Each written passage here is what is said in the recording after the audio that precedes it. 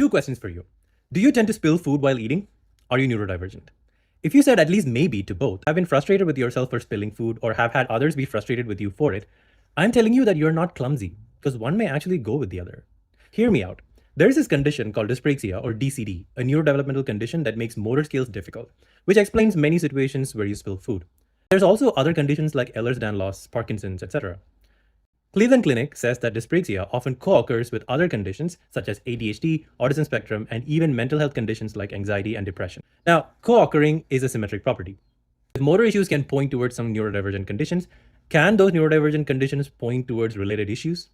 There is research that studied this and found correlation. The question I'm asking is why? There is a whole family of interpretations for why you tend to spill food. Your proprioception is playing games. Proprioception is the body's sense of its own position and movement in space, like an internal GPS. Sometimes it lags. So the spoon goes forward, maybe your mouth doesn't cover the entire surface area, gastronomic waterfall. And fine motor skills are not always fine. Eating is like muscle memory now, but is actually a complicated motor sequence. Scoop, lift, stabilize, aim, open mouth, insert, close, retract. Any of these steps is food spillable with one micro delay. Almost like you're actually way more mathematically likely to stain that white t-shirt than not by default. Remember this video to push rice onto the back of the fork to eat it? I lost my mind when I knew it wasn't satire. Distraction is always like the silent assassin. The peak times for food spill visibility are probably when you're talking, trying to be normal at a social gathering, when someone you find attractive is sitting nearby, when your brain is overthinking your chewing speed. If you have ADHD, you know attention is a limited resource. If you're using 90% for the environment, only 10% is left for food cohesion. You're already doing a great job at it.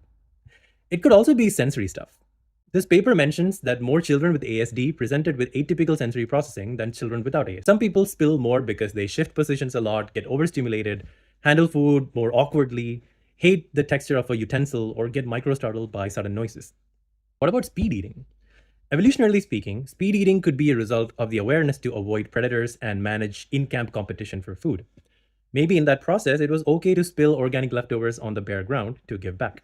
Maybe you're just more evolutionarily aware. Also, mouth-hand timing differences.